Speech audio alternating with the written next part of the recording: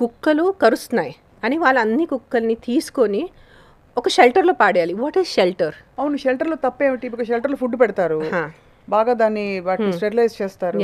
షెల్టర్లో అవి ఉంటాయి, రోడ్డు మీద ఉండే బదులు షెల్టర్లో ఉండడం బెటర్ కదా? So now you think of it, a dog, 4 to 5 dogs they use to on street.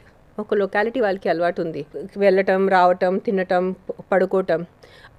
ఒక 10 కుక్కల్ని మీరు ఎంత చిన్న రూమ్లో వేసేస్తారు. That is what a shelter is. They are not gonna have 5 star.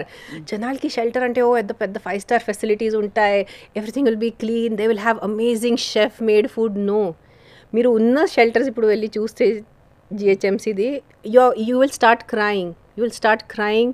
మీకు నిజంగా కళ్ళు నుంచి రక్తం వస్తుంది అది చూస్తే. The condition that the dogs are being put in. You been there?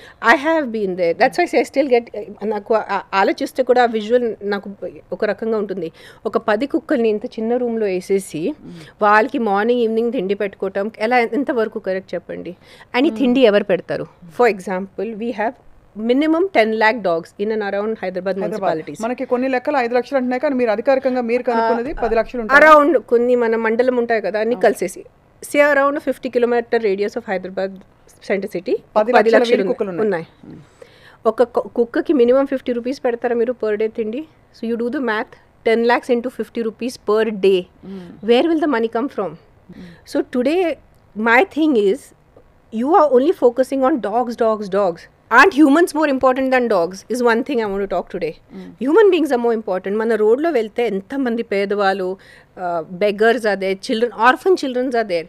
వాళ్ళ కోసం మీరు చూసుకోవట్లేదు, షెల్టర్స్ కట్టట్లేదు, వాళ్ళకి తిండి చూసుకోవట్లేదు. కానీ some dogs are biting, so you want to round up all the dogs and put them in one shelter.